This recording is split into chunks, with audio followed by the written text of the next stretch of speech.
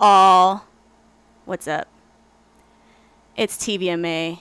It's 202.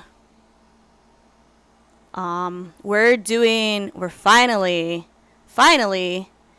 doing the Pay No Mind mix and master walkthrough today on this fine Wednesday. I guess while we wait for people to come in, I'm gonna go ahead and play the track. And it goes a little something like this.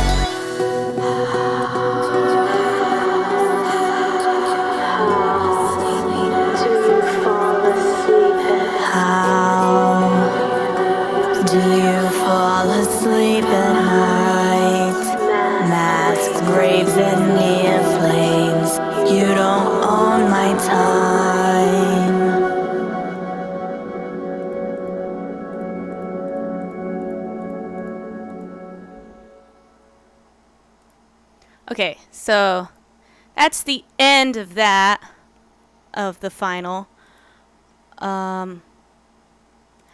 So why is it open like it?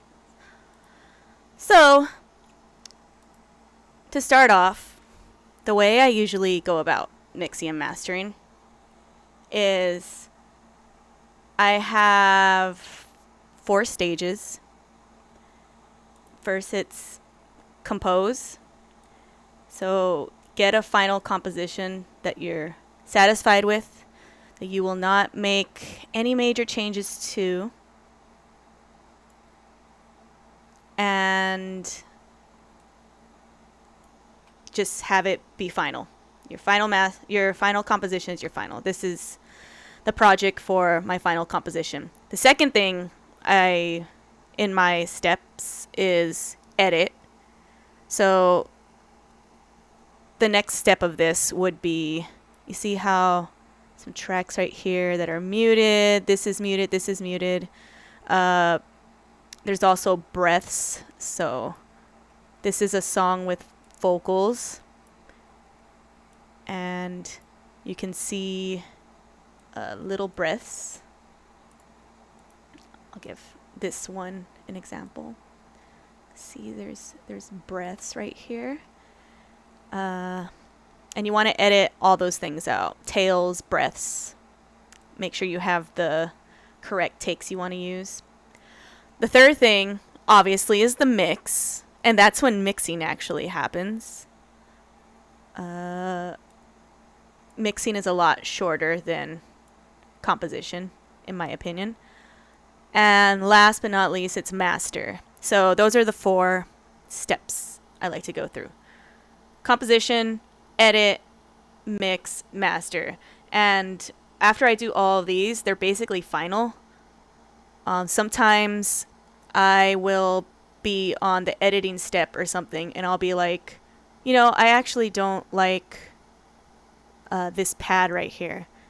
And I'll do something like cut it out. But for the most part, I will never add anything. I'll only cut things, or I'll take things away from the previous step and put it onto the next step. Like, I learned that it's best to add all your distortion effects in the mix and master stage, and to not basically deliver something to yourself when it's already got distortion on it. If it's a plugin, at least. So those are the 4 steps. Compose, edit, mix, master. So this is the final composition. As far as I know, I don't think I really added anything. I might have done like an extra take or 2 after I finished composing, but that's it. This is basically done. I didn't add any more notes after this, and let's have a listen to what one of the choruses sound like. This is verse. So last chorus is always a good place to start, or any sort of chorus that's got a lot of instruments or got a lot going on. So let's do the final chorus. This is what it sounded like before editing, mixing, and mastering. Just final composition. Now, there's a call outside my door. A track paid for big game. It's not a priority. How should I expect to sleep tonight? Masked raising me a flames. We don't pay no mind. So as you can hear, the drums are really dull. The vocals take over everything. And if I were to raise the volumes of like the drums or the bass or anything, it would go and it would take over the vocals. The vocals are always the most important part when you have a song specifically. If you have an instrumental track, I suggest you pick something like a melody that serves as the vocals, and that's what you want to build everything around. Sometimes when it's an instrumental track, it'll change from one synth to another synth to a trombone or whatever, and you want to make sure that at each of those they're not competing. Notice that the way I separate my vocal tracks to make it easy on myself and for when I start mixing.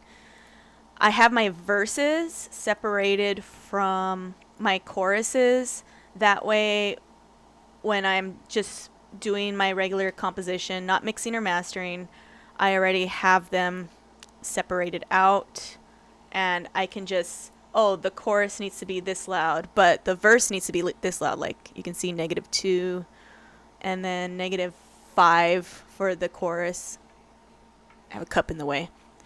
So you wanna go thinking like that, like your different parts of your song are gonna have a different main instrument or a different main vocal, and they're gonna be different at different times.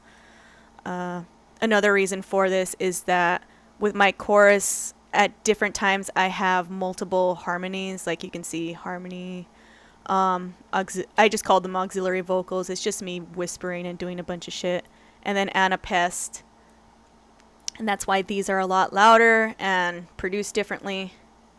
So when you're composing, think about that. Think about what instrument. If you're doing an instrumental track, think about what instrument you want to be the forefront.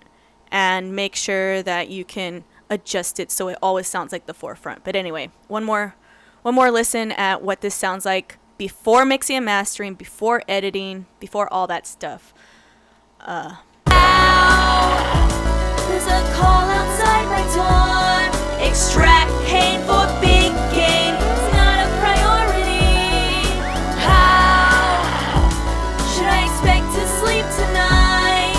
Mass graves and near flames. We don't pay to ride. So yeah, you can hear that the vocals are in the center. They're a lot louder than everything else. The drums just do not go at all. They're really dull. But that's going to change. Before I move on to what my edit looks like, I want you to hear what these vocals sound isolated. This is very cringe for me, so bear with me while I feel sad.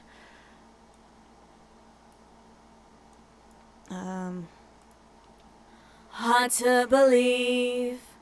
Another big day, another first in recent history.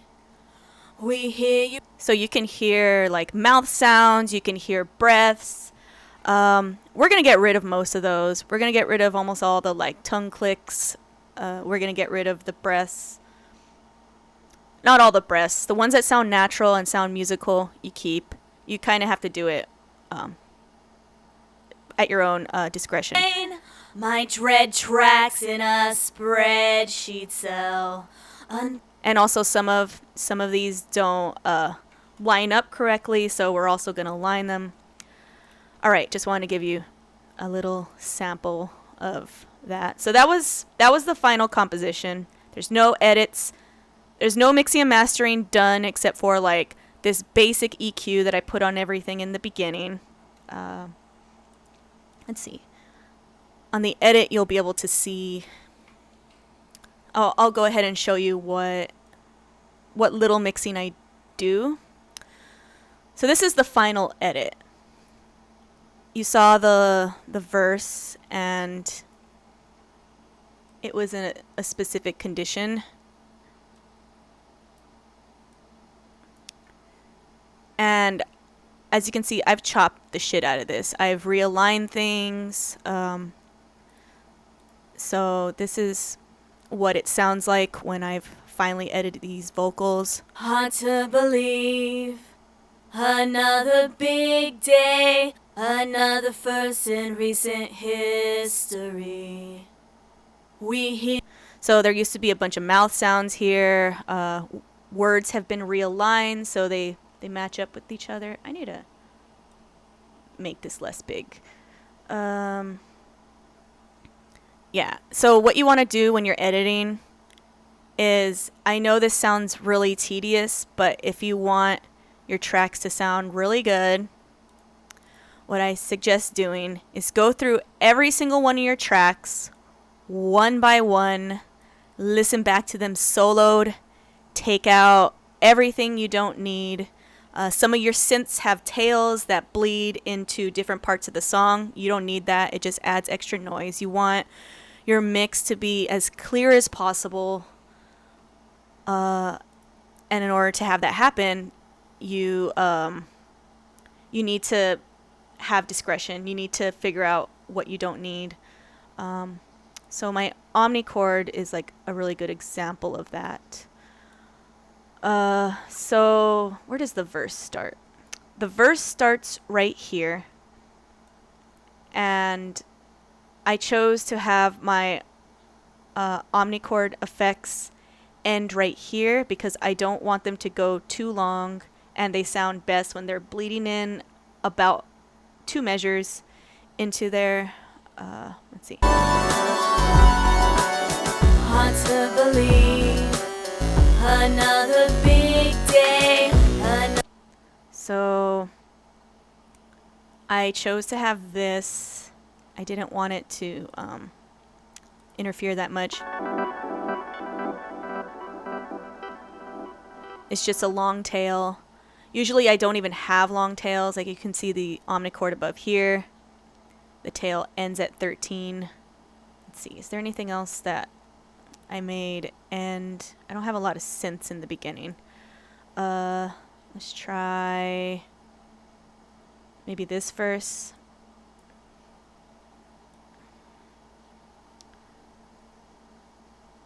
So yeah, it looks like the effects for here, I didn't even have them go that long. It's all up to discretion. They're artistic decisions. And did I fuck this one up? It looks like I might have messed it up. There's probably a fix somewhere. But so you want to watch for tails on synths. You want to watch for breaths. You want to take out all the mouth sounds you can. Of course, you can edit it later with like something that's a spectrogram or whatever. Spectrograph. But those are the things I look for when I'm looking for this. Of course, I look for like words that are out of tune. I guess let me show you what everything looks like. Oh, why do these look so weird? Plugin load as needed to reduce. Okay, whatever. I probably have all these frozen. So usually what I do on all my tracks is when I'm composing, I do add a channel EQ to all of them. Oh, this one's still good. On all my tracks that aren't vocals and aren't bass. So the way EQ works is you categorize everything into one of these 3. It's either your bass, your melody, or anything that's not bass or melody. Omnichord counts as not bass and not melody. So I have a high pass filter on it, and I take out 2500. You want to take 2500 at least -3 dB off of every single one of your tracks that aren't vocals. And you can even take them out of some of your vocal tracks if they aren't main vocals.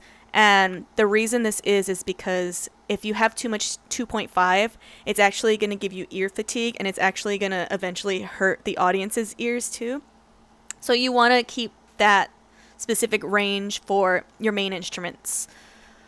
And then with bass, everything that isn't bass, you want to take this out. You want to take at least, I would say 150, but if you can, 200. Almost no instruments need over 200. And you can see here, I did that. I think this was just a basic, like, I took that out. So 400 is another area that you often take out of every instrument. 400 is kind of useless most of the time. It usually sounds echoey. You'll see that later, though. So these EQs are all temporary. We are still at the edit phase. And so after you go through and you listen to every single one of your tracks, these are all my tracks, one by one, you then are going to make stems. You want to listen to your tracks one by one, take out breaths, or shorten tails or fix tails, figure out what takes you need to do, align things. Basically, make sure that everything is perfected, because when you're composing, you're not, or at least me, I don't really want to focus on little tedious things. I want to just get the main ideas out, and then you can figure out how to chop those later. After you are done editing and you've done all that, you've listened to all your tracks one by one, you are going to make stems. So every single one of these is going to become one track. So what I'm going to do is one by one output these as one mono track each. The way I have it separated, it's different in different programs. Like Ableton is really weird. I'm gonna make all of these mono. The way I usually have my stereo stuff is like Anapest has a left and a right, and these are two different files. That's usually the only reason, or the only way I have left and right from the beginning. But also these are going to be mono tracks, and I'm later going to pan them. I actually take out all panning from every single one of these unless it has a chorus effect on them, because chorus automatically gives or the type of chorus I use automatically gives some space to it. What you're going to do is you are going to, or not you, what I do. I don't like to make stems with any EQ. I don't like to make them with reverb, and I don't like to make them with compression.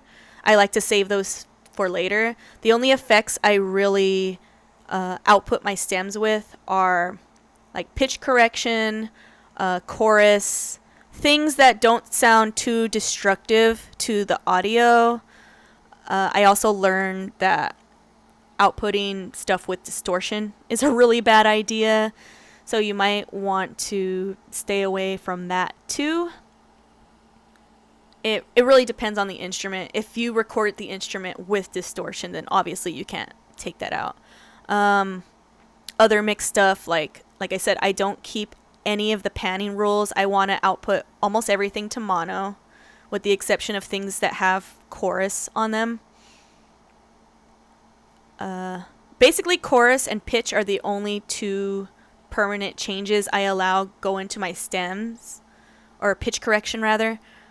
Almost everything else I wait until the mix stage. The main three I don't want going into the mix stage are EQ, compression, and distortion, because they all work weird, and you might have different ideas of what you want to do later on. So that's my final edit. Now we're ready, finally, to go on to the mixing stage.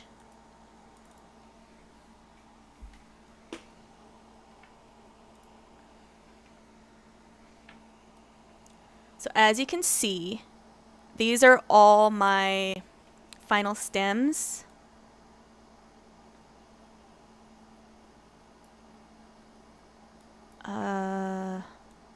They are all single, mostly mono files. And what I did is I exported all of these as single mono file, mostly mono files. And I just re-imported them into the tracks I already had. So I imported them, and they have their default EQ and their default reverb and all that stuff. As you can see, I took off their compressors, the few compressors I had, because they weren't really that important. Oh, there's one thing I forgot to do with the edit. So this is what it sounds like. This is what the chorus sounds like when it's been edited. Like I said, chopped the tails, got rid of breaths and mouth clicks, picked all the correct takes.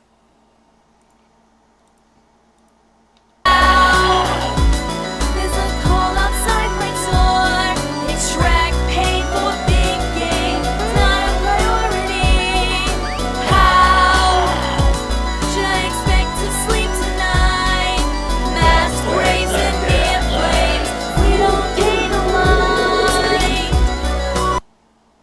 So as you can see, I realigned things. I probably got some different takes.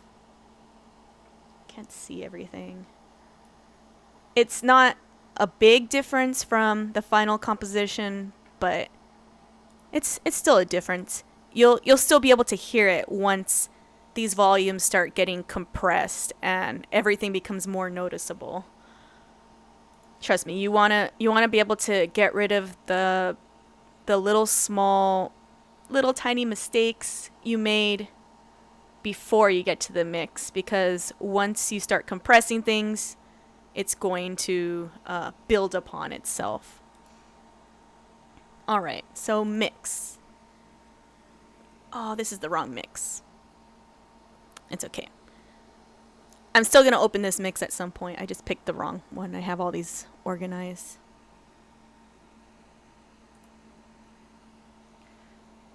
Hold on one more second.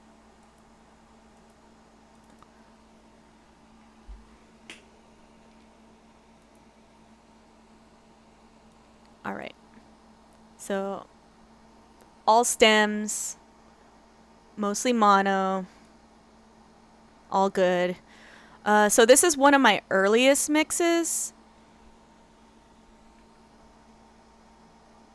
So you can see that they still mostly just have their original chain. I imported them into their old tracks.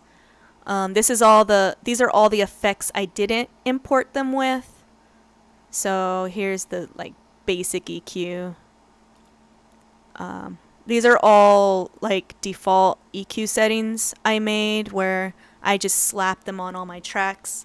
Once again, when you're using EQ, everything falls into either bass, vocals, or everything else. Or if you're doing instrumental, bass, melody, everything else. All right. So should I turn everything off? How should I do this?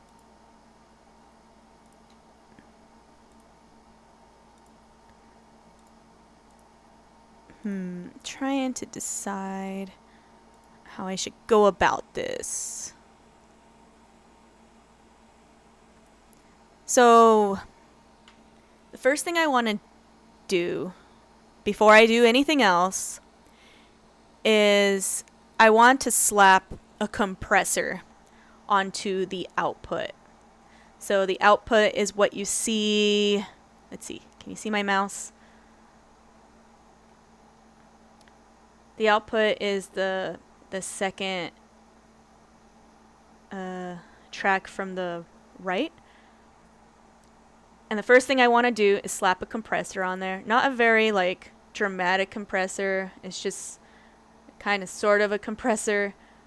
You don't want to squish things too much, but you want to hear what everything is going to sound like when it's all been affected the same. And so, let's see. Can I get... Where is the chorus? By the way, another thing I would suggest doing is to make markers. It's not as easy to do on Logic, that's why I never do them, but if you're on Pro Tools or something else where markers are a lot easier, super recommend it. They're great, and that way you don't have to like look at the waveforms and try to figure out what is the chorus and what is the verse. All right, so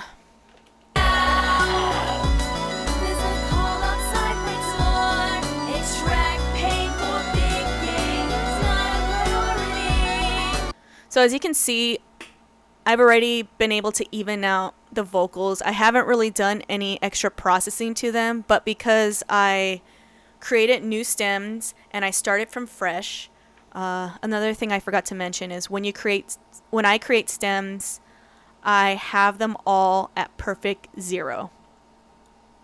All of them. So when I make stems, I don't output the volume that I had during my edit or my composition stage. I have them all at a unified 0, and then I don't save the volumes at all, and I redo them as I start mixing. And so as you heard before, the vocals were very loud and overpowered everything. And just by starting my volumes fresh, and slapping a compressor on the output, I was already able to undo all the mistakes I made with those really loud vocals and the almost non-existent percussion.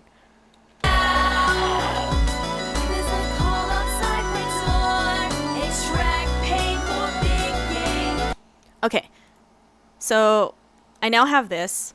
The next step I do when I'm mixing is I take all of my tracks and I reroute them to buses. All of their outputs are going to be buses, except for things that don't really match with anything else.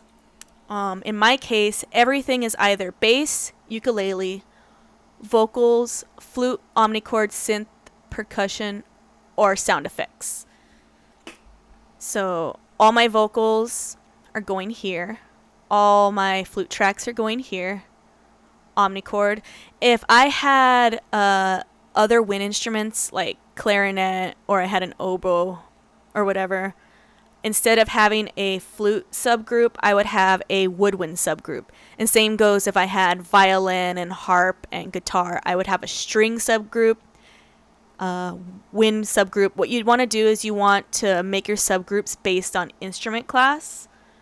I mean, you can also get kind of like weird or specific with it. Like, I have a sound effects subgroup. I have an omnichord and a synth subgroup, because in my mind they're different instruments. So there aren't that many hard rules, but you just want to make sure that the instruments you put into subgroups are similar to each other. And so these 1, 2, 3, 4, 5, 6, 7, 8. These 8 subgroups I made account for all 61 of these tracks. All 61 of them fit into all of these. And so with your subgroups, what is going to happen is you are going to add a compressor to all of them. So you can hear this right now without any compression at all.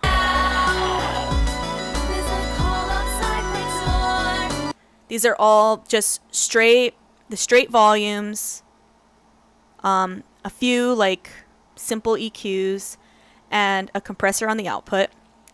And now we're going to add compression to the rest of these. The reason you want to have the subgroups in the first place is you want them all to sound uniform, especially if they were recorded on different equipment or they're different instruments. You want to make sure they all sound like they're supposed to belong together. So that's the point of making subgroups. I guess I'll try to click all these on. I hope my computer likes me doing this.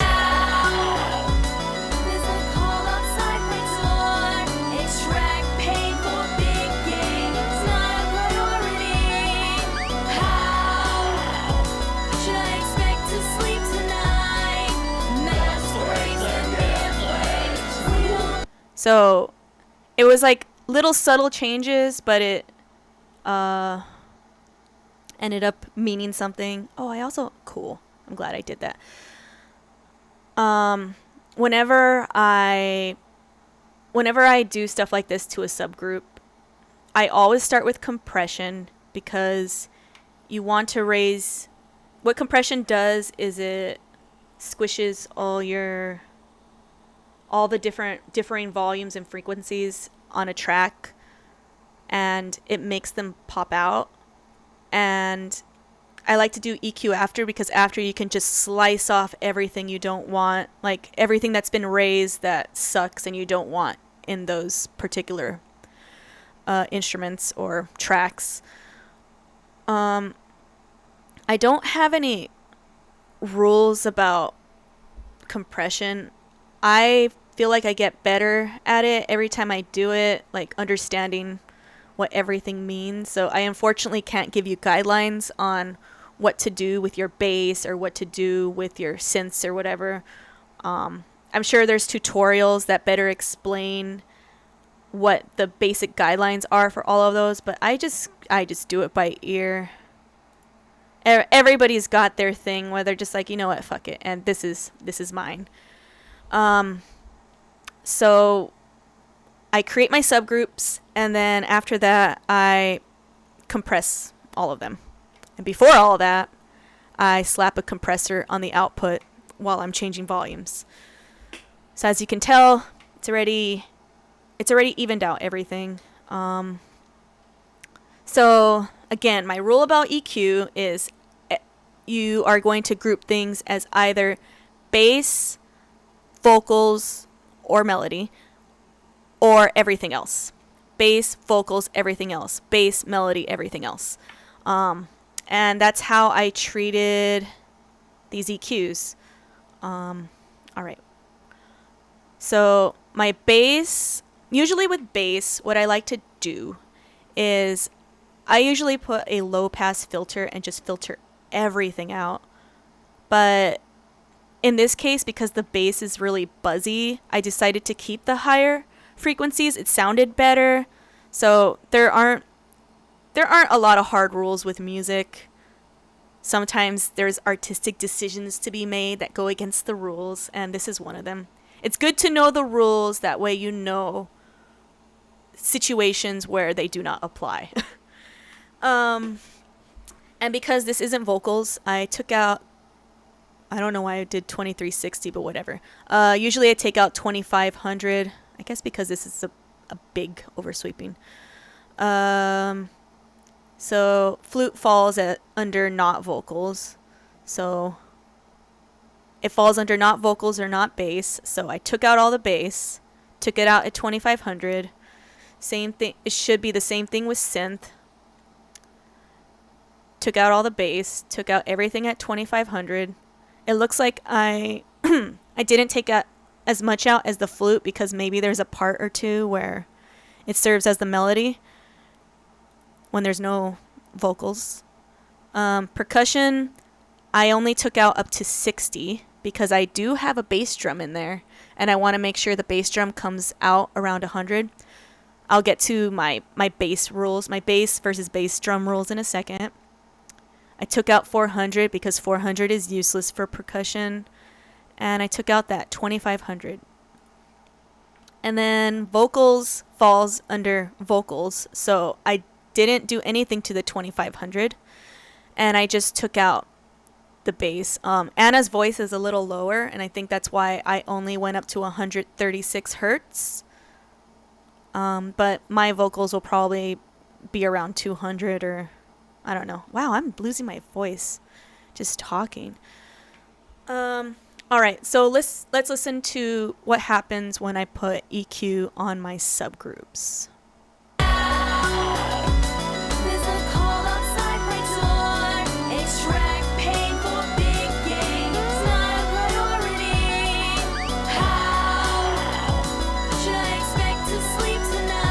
So it's evened out even more. Now let's listen to what it sounds like without any compression or EQ on all of these. That way we can remember how far we've come something. Like you can hear, because everything still has 2500 in it, it's like a little harsher. There's a lot of sounds that aren't as pleasant. And we're just slowly evening everything out. Every change you make is usually just gradual and stacks on top of each other. So after making subgroups and affecting all the subgroups, I like to focus on my bass and my bass drum. Where the fuck is my bass drum? Right here. Is my bass drum? Yeah, it's my bass drum. So you want your bass to pop. Like that's a rule. So I add bass saturation to it. What bass saturation is it's a copy of the bass that's distorted and takes out all of the lower frequencies. So you want stuff shimmering at the top. It helps add some harmonies that make the bass pop. Let me see. Can I show what this sounds like alone? Whoops. What the heck? Oh, I forgot that there's like a glitch in this. That for some reason it always does this. I don't know why it does this. So this is what it sounds like. And then with the bass.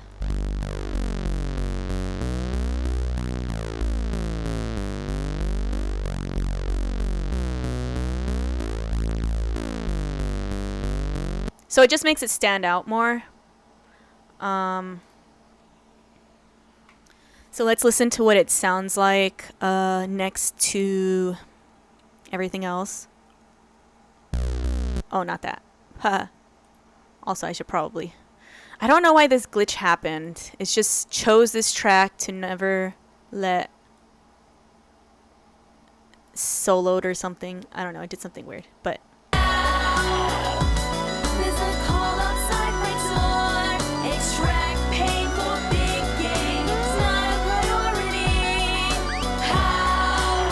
And now with the saturation.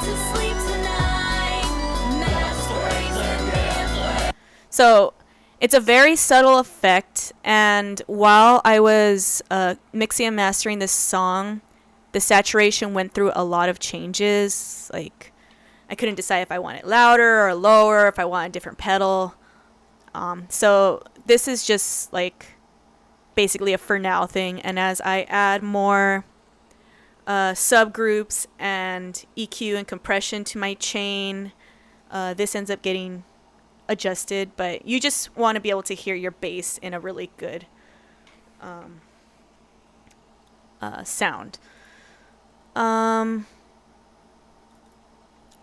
also like to pick, so you don't want your bass and your bass drum competing, so you want one to take 60 and below as its main range, and you want one to take 100 as its main range. My bass instrument fit more into the 60 and below, so I took out 100 hertz so the bass drum could fit in better. Where's bass drum? Right here. Oh, I had it colored. And here I just have a high pass. The reason I don't think I took out 60 yet is because on the subgroup I took it out. So if you go into the percussion subgroup, everything below 60 is completely gone. And that way they just don't compete with each other. So this is one of my first mix passes, one of my earlier mix passes. So once again, this is what the climax of the song sounds like.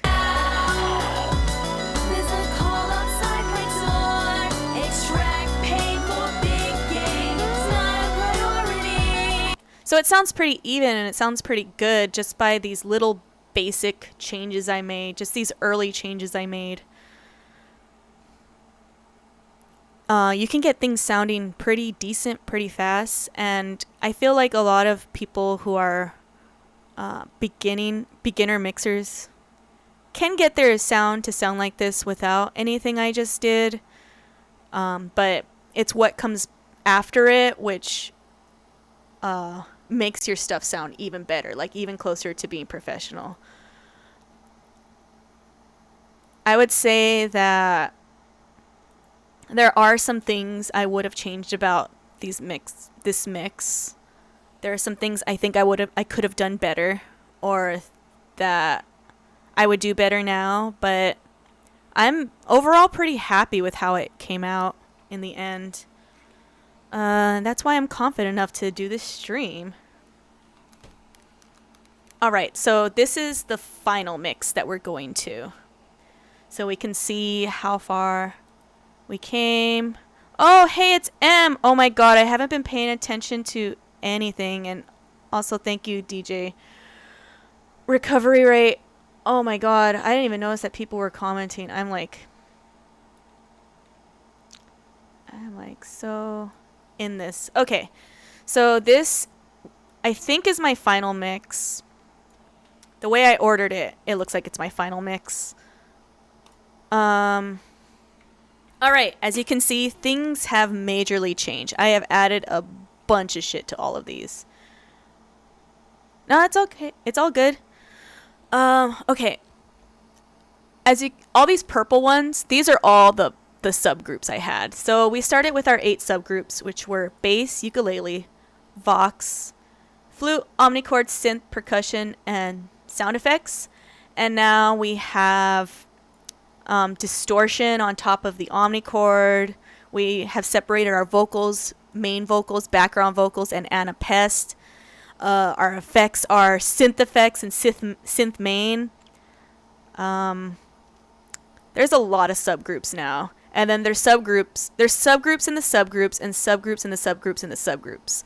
I narrow them down into like their basic parts until basically you get to doing the same chain to everything individually.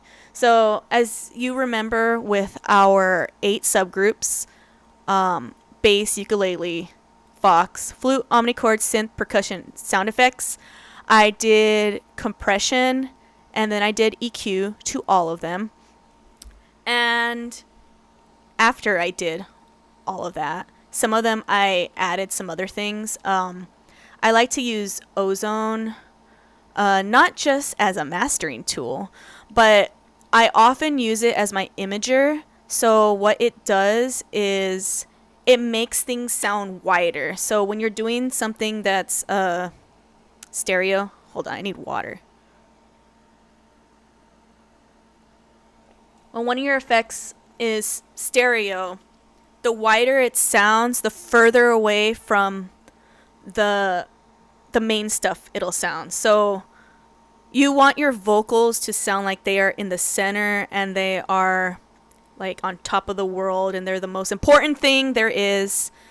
And you can achieve that by making things wider. And it also makes things sound bigger and more important. So I like to use Ozone's spreader, whatever the fuck it's called. I like to use that, and I like to put it on things I want to get wider. And apparently I did it to the whole flute subgroup, and I did it to the whole omnichord subgroup. Looks like I also did some other interesting stuff to the omnichord. Apparently I got rid of the high pass filter because I guess there are points where the omnichord serves as the bass. I think towards the end it sounds, it serves as the bass. I probably was like, yeah, this section needs bass. So the end of the track is not as crazy as everything else. It's a lot more mellow.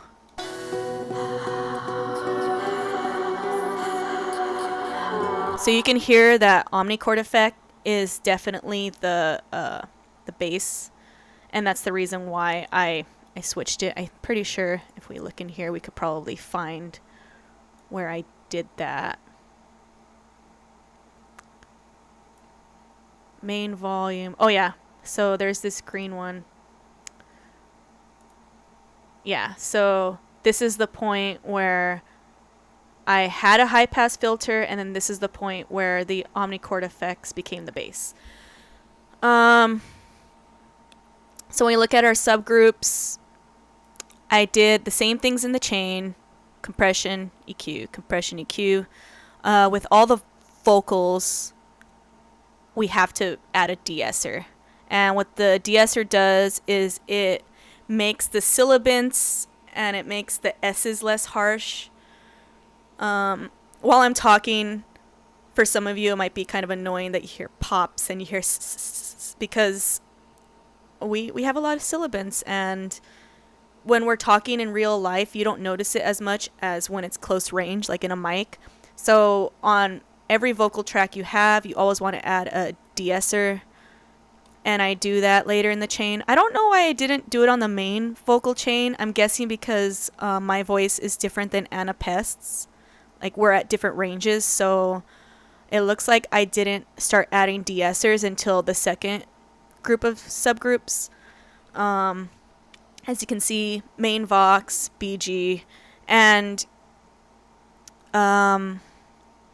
so for my other vocal subgroups, I actually went in and I took out 2.5, and my main vocals are the only place where I didn't take out the 2.5. But my background vocals and Anna Pest, I took it out because they're not featured. We want main vox to always be featured and right there.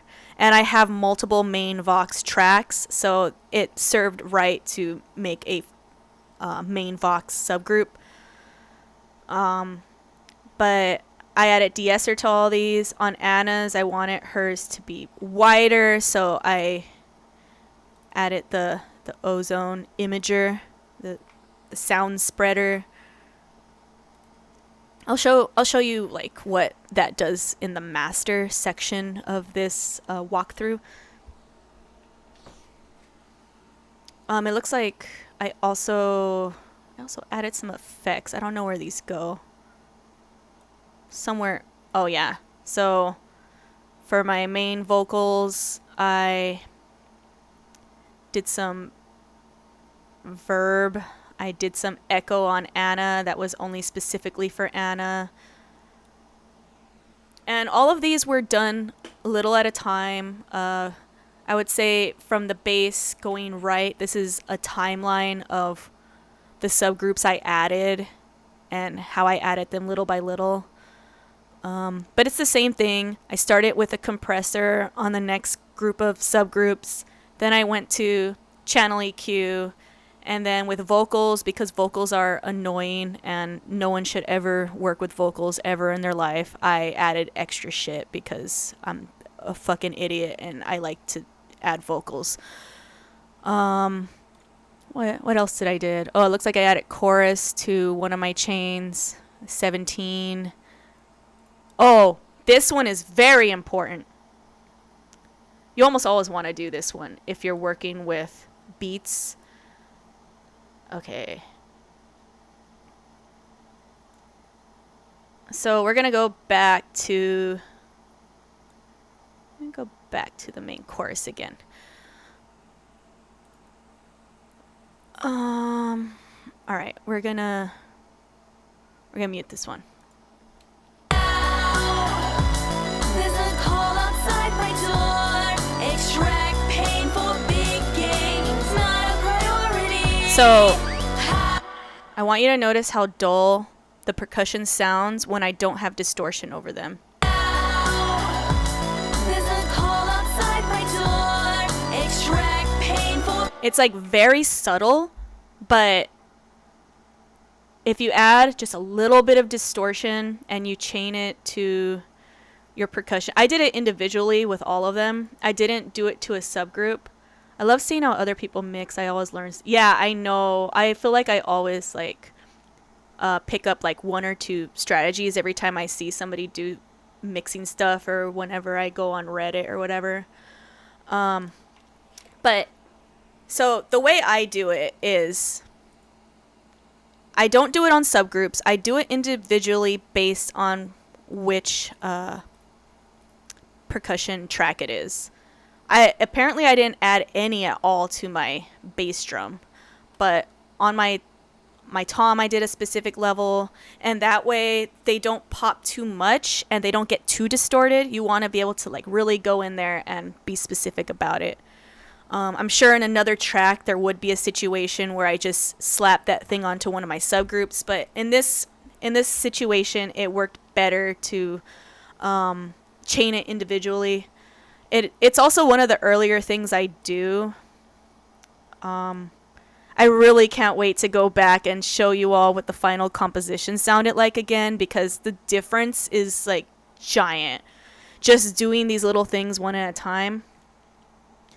And then, I basically separated it into the lowest amount of subgroups until I no longer could add any more subgroups. Because my background vocals turned into BG chorus, whispers, bridge. What was this? Arpeggio wide. Oh, I'm guessing this one is to widen the synths. So I'm not going to show you individually what widening sounds like. I'm going to wait until the master part so you can see what widening sounds like. But just imagine that I used Ozone's imager to make individual places sound wider. And so once you can't add any more subgroups, you've out subgrouped yourself, you've added compression and EQ onto everything, you've affected your subgroups in a way where you know that every instrument in that subgroup is going to like specific effects, like for example the exciter. I guess I'll talk about exciter in a second. Then it's time to go into every single one of your 61 tracks and individually do the same thing. So at this point, every single one of your tracks should have at least 2 compressors over them. I guess except for my bass. My bass is the only one that doesn't have 2 compressors in the chain, but even my ukulele has 2 compressors. The reason why you want to have multiple compressors in a chain is if you only use one compressor, then you might overcompress or undercompress. And unless you are artistically using compressor in a specific way where you want something to sound overcompressed, or I don't know why you would undercompress, honestly. Like, I know why you would overcompress, but I don't know why you would undercompress. Maybe you want to fool people into thinking it's a natural recording. I don't know. But instead of overcompressing, unless it's an artistic decision, add another compressor to your chain. It's the best way to even things out without going in and tweaking the volumes manually. It'll also make things sound better. So if the compressor doesn't work right the first time and you're afraid of overcompressing, just put another compressor over it until you're satisfied. And you can put another compressor over that. You can basically just keep doing that. I did that with all my de-essers. De-essers are a type of compressor, and I had to do them for these main tracks because I was sick of hearing myself do P's and S's and all that shit. So all of these are, I think next time I'm just going to go in and use like a spectrograph or something. I'm probably going to go in and use a spectrograph to get rid of a bunch of shit I don't like. But in this scenario, I just went in and I slapped my de-essers. Let's see what those look like. So for my main verse vocals, I sounded the worst at 6700, and I took that down by 6.5. Here's the sensitivity. I think this is the range. I don't remember. And then I did it again at 6500. I just basically stacked them on top of each other. That way I can get rid of my annoying mouth sounds. Let's see, what did I do with Anna Pest? Because she has a different vocal range than I do. She's also not doing S's, so... Oh, it looks like the same. Almost the same. She has a different vocal range than me, and she also wasn't really saying much that had syllabants. So I'm pretty sure it wasn't as difficult to do this, but wanted to because of uniformity reasons. Yeah, so compressor, EQ, and then whatever else on the chain. As you can see, I have multiple compressors on a few of these because they probably weren't lining up right. For my whispers, this was a creative decision to put these delays. Let's see. This is a section I've had in my mind for like months, and it was so exciting when I finally got to realize it. Okay, so here.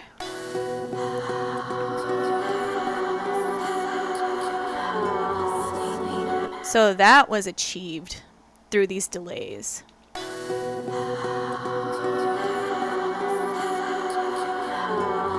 Oh, I wish it showed like how. And I'm pretty sure I probably widened these too. Verse delay. So that's one of the delays I use. Whispers. Oh, I didn't. Huh. I didn't widen that. Okay. So, oh, thank you. I'm glad you think it rules.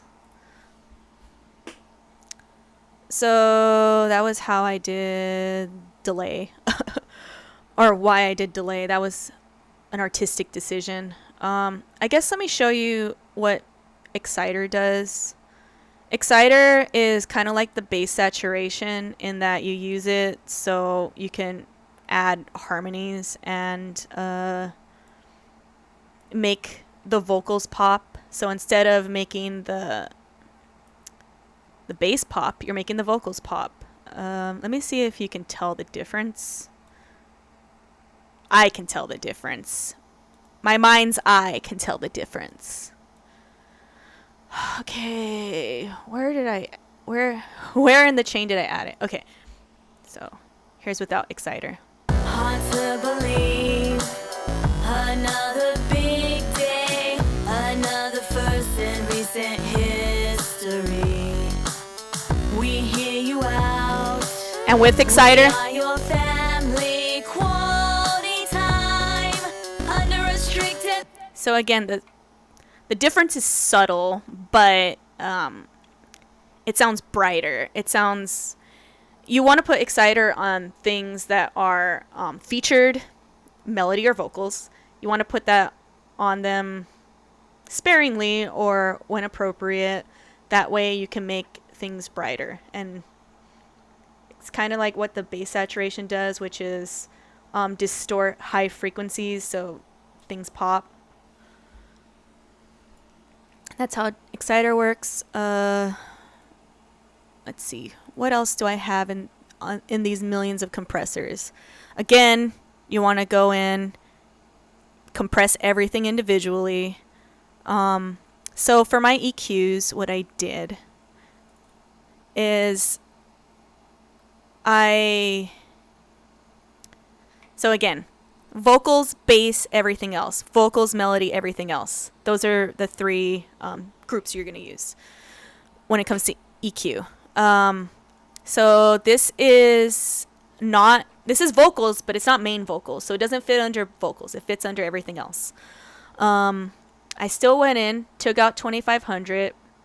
I took out everything below 2010 or 210. I took everything out below 210 because this is not a bass track. And then I went in and I individually took out frequencies that were not good. So crap frequencies. Let's see if I can show you what that means. What's a good track to do this on? I guess I can do it on the main vocals here. I'll mute this one. So the crap vocals are at 2700 and 450. Let's see. Hard to believe, another big day, another first in recent hit. So you hear how it sounds like we're living inside of like a water jug or something. When you hear stuff sounding like this, you want those frequencies taken out. So I think this was at -9. All right, let me see. Compare. Yeah. 450 was another where it sounded like that. Hard to believe, another big day, another So you don't want any frequencies that sound like that. You want all your frequencies to sound sharp.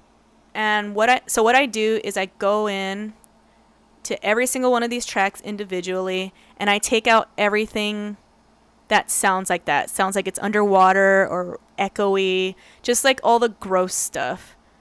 And usually there's at least 2 spots in each of these. It usually is almost guaranteed to hover around 400, but I try to narrow in to a specific frequency. And I do that for every single one of the tracks after I compress them. And then I just add different things to the chains individually. Like here are all the individual de-essers. Apparently I want it reverb right there. See, is there anything else interesting? Oh, yeah. Oh, I could probably show how widening helps. All right. I'm going to try that. Oh, I still have something soloed. I have this soloed. Okay. We're going to omnichord effects. So right here.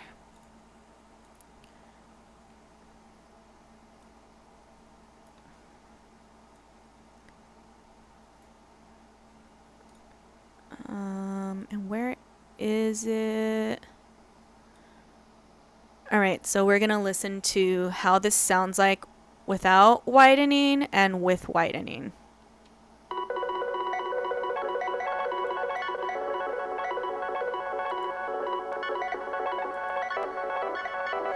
So you hear how it sounded like it was in front of you and then it was to the sides of you. That's what widening does. Let's hear it in context.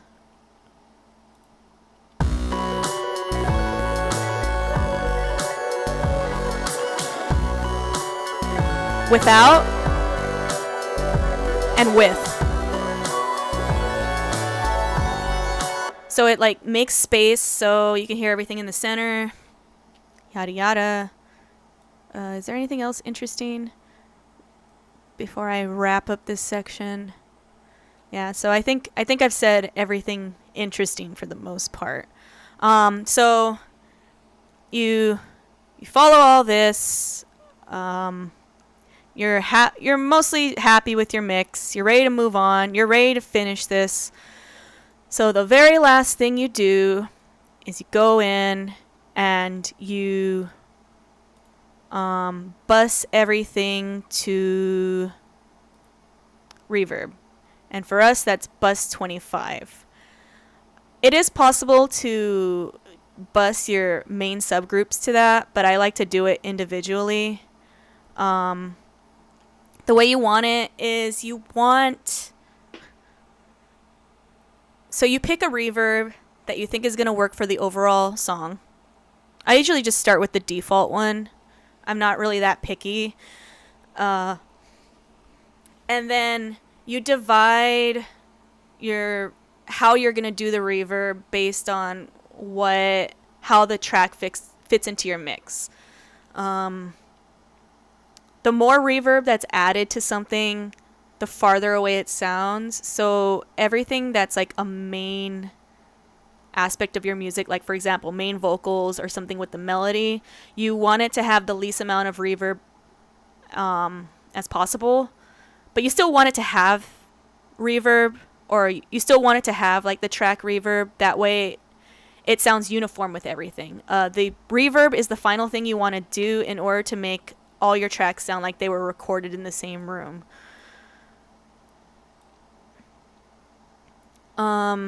So what I do is I pick like a bus range. Like a lot of times I'll have my main elements, like my main vocals or whatever is main melody, and I'll have them at negative 28 dB.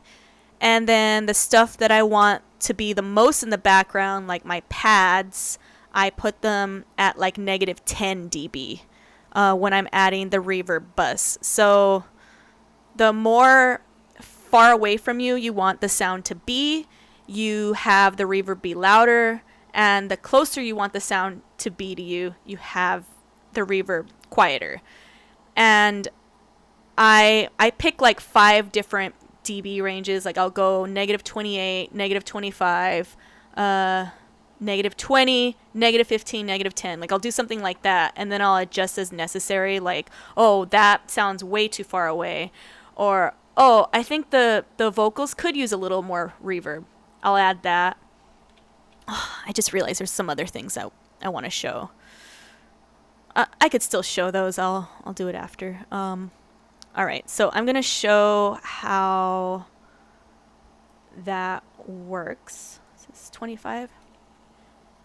So this is going to be without the reverb glue and with the reverb glue. So this is without. And this is with.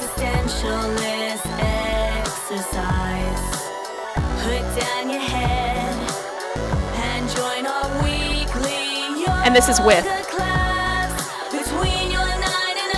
So like it gives it the sense of not all being in the same room, and then all of a sudden all the instruments are in the same room. That's what it does. There's a couple more things I forgot to add that I do. I guess while we're on the topic of the reverb glue, sometimes people will also use chorus glue or some sort of modulation glue to affect all the tracks. Completely valid. When mastering, you can add like some sort of distortion filter, or you can add an exciter, also effective glue. I haven't seen a reason to use those yet. I might experiment with them one day, but for now I mostly just use this reverb. I think echo might be another one that you can do this with. So with main vocals, I always chain them to a widening echo that it's basically, it takes out all the main frequencies and leaves everything that's kind of junk, but it makes it sound wider and more upfront. Where is it? It was 22. So let me show what that sounds like. I think it might be best if I have it at my first verse. I think this is the easiest place you can hear it.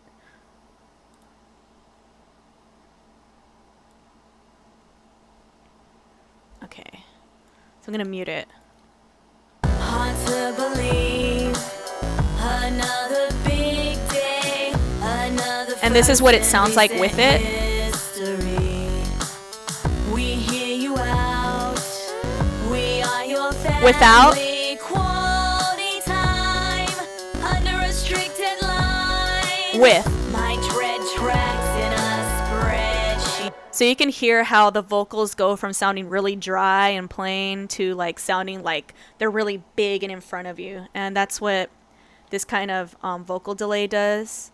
I chained it differently to my verse vocals and my main chorus vocals because I think I added more to the main chorus because it's like bigger, and I still added it to the verse, but it's like a little more subdued. Anyways, what it is it's a delay that delays differently on the left and right. So it's a very small difference, 292 milliseconds versus 298 on the right, but it sounds like out of time enough.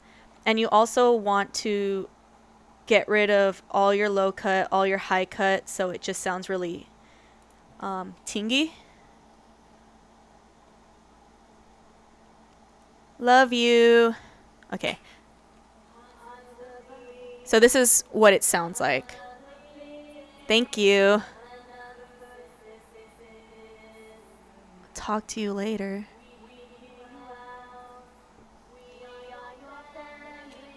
So that's what that sounds like. And together, Hard to believe another. sounds big, sounds good. All right. So moving back again. A lot of times compressors, after you've stacked them all and you've done everything you can, as you can see, I did 2 compressors and a de-esser, or a compressor and 2 de-essers.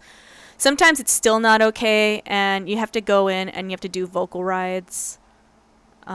So specific parts of the vocals, I just go in and I take them out. I actually don't do a whole lot of automation. I mostly just affect everything or divide things in tracks, but at the end, I like to go in and I like to find things that I individually don't like or I need to stand out. I'm not going to mute stuff because it's too annoying to do it, but like I think some of these were like syllabants or the words sounded louder at some point and the compressor just wasn't helping. So at the end I went in and I took out a bunch of shit.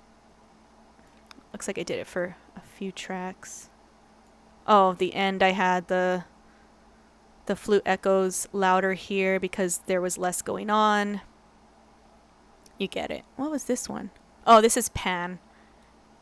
Yeah, with little effects like this, doing stuff with the pan is really fun.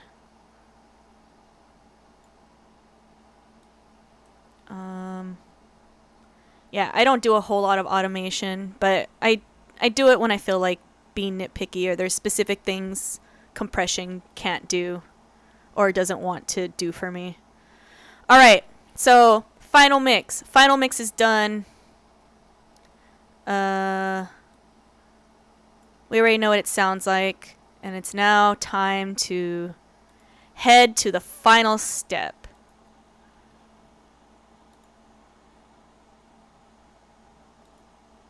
And that's mastering.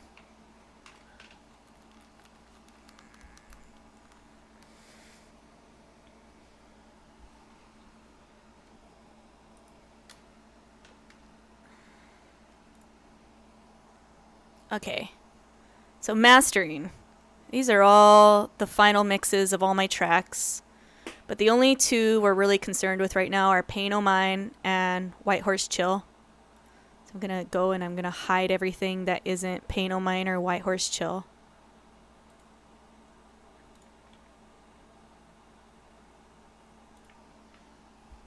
And for Pain O' Mine, I decided to use White Horse Chill as my guide track.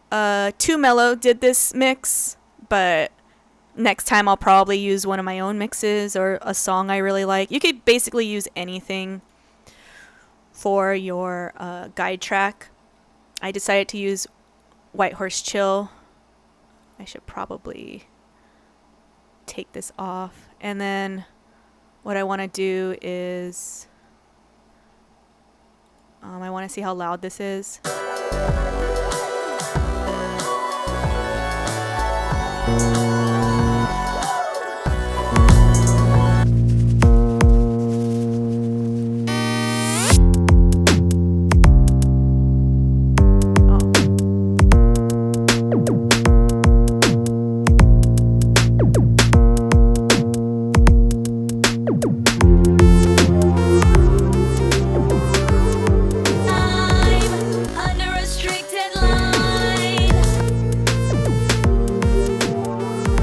What you want to do is with your guide track, you want to make it as loud as the track you're trying to master is. That way you know... Oh, man. That way you know how loud everything is in relation. The big day. So that sounds about right, maybe. And when I was listening to White Horse Chill,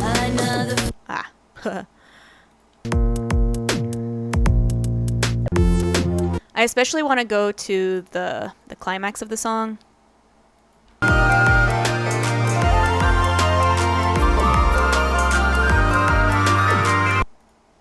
And see how the other climax matches up. So it sounds, I don't know, it sounds kind of dull. It looks like I didn't add an exciter, but I could have. I think it was if I would have added an exciter, it would have sounded a lot brighter than the other tracks on the album. But I did add stuff from Ozone.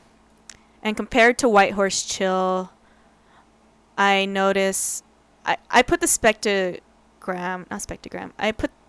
I put Ozone on White Horse Chill to see what everything looks like.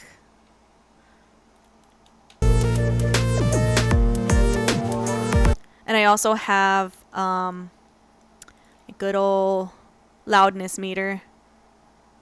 and I check what the loudness is.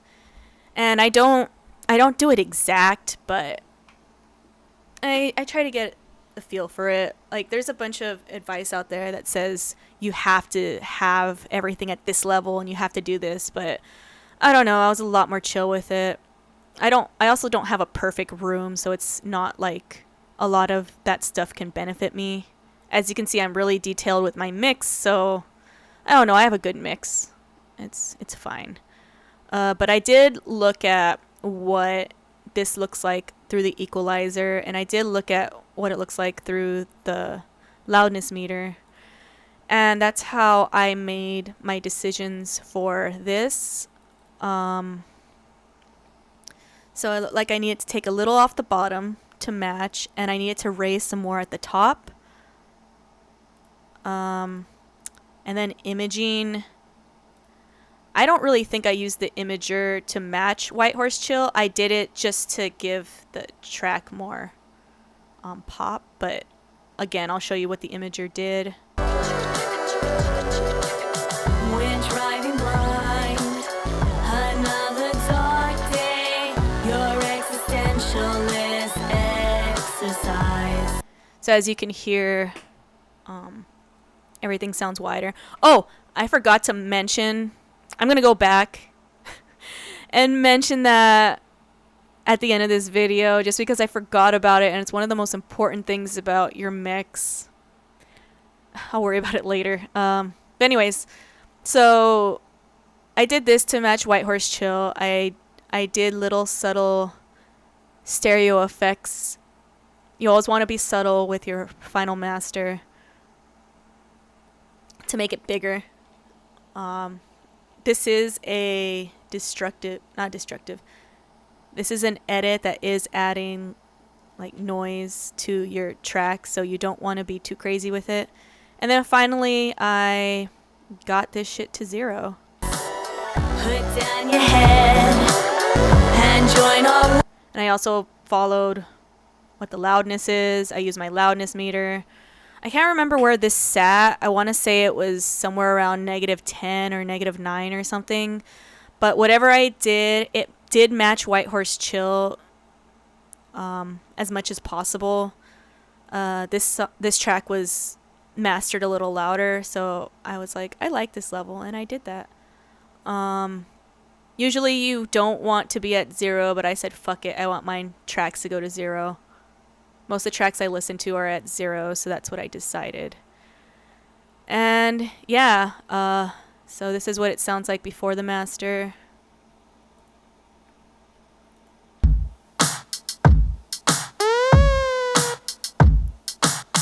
Oh, this is before the master. And this is with the master. Oh. Huh. So obviously what you want to do is you want to get it to like a commercial level.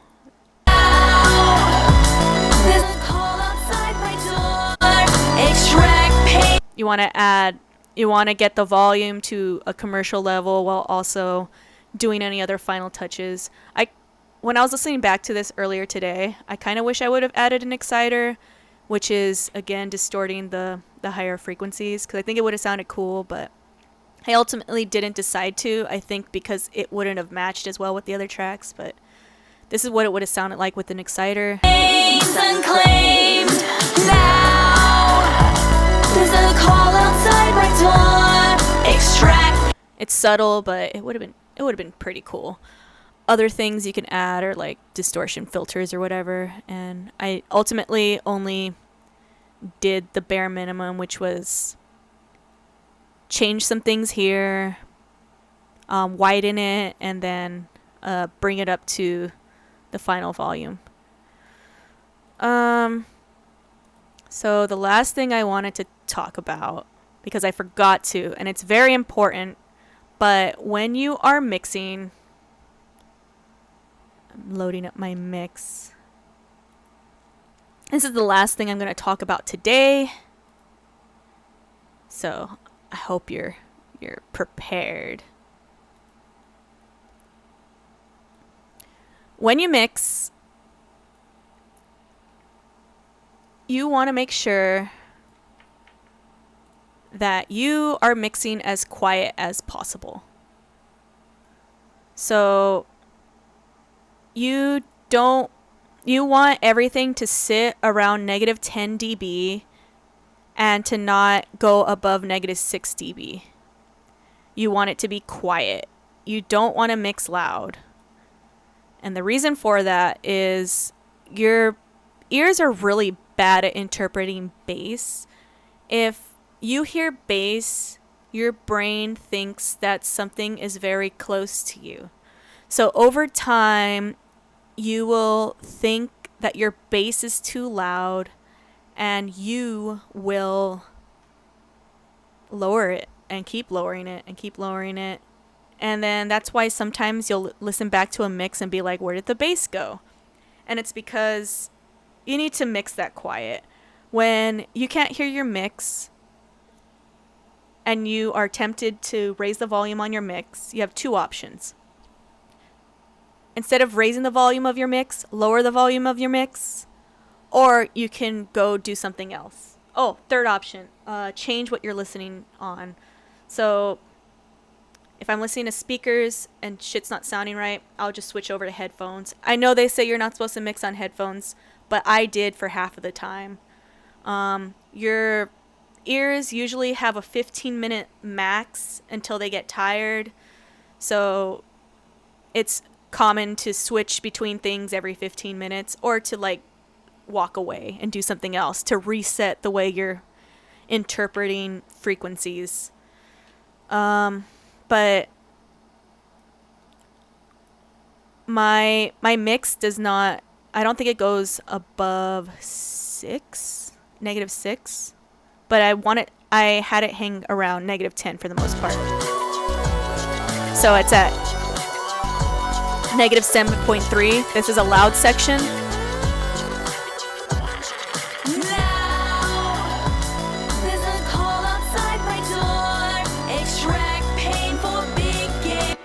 You want that, yeah, so that's the last thing. I should have imparted that a lot sooner, but what are you gonna do? So this is what the original final composition sounded like. You've been here listening with me, you've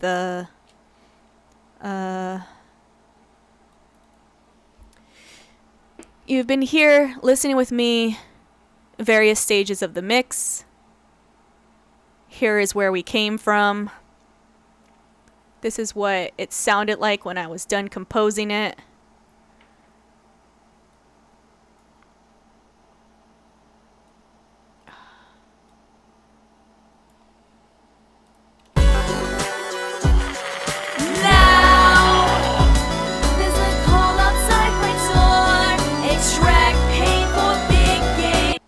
So that's what it sounded like. And this is what the final master sounds like.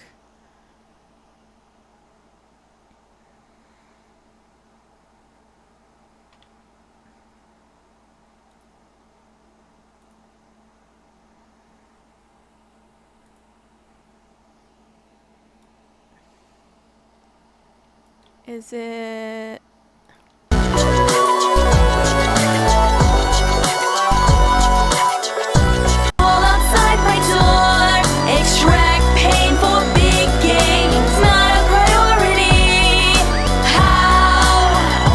So this is again a lesson that if your composition sounds shitty, chances are it just needs to be mixed and mastered correctly. A lot of times that's just what it is. Don't be afraid of your drums. Drums should be loud. And yeah, I was going to field questions, but it doesn't seem like there's many. I'm glad all of you supported me. I'm uploading the full video on YouTube as a reference point for people who want to learn how to do all this. I'm open for questions on either here or Instagram or Twitter. I go by @TVMANoise. My YouTube is youtube.com/TVMANoise if you want to see this full thing. I can talk to you more about any specific plugin and what you need help doing. I'm also available for lessons if anybody wants that. And yeah, the track is available on all streaming sites, namely my Bandcamp. I'm at tvma.bandcamp.com, and this track is called Pain O' Mind. Yeah, that's everything. Thank you all for joining me during my new schedule. I'll be back Monday playing games and Tuesday and Wednesday doing more music and production stuff. So, yeah. Hope you all enjoyed this, got something out of it.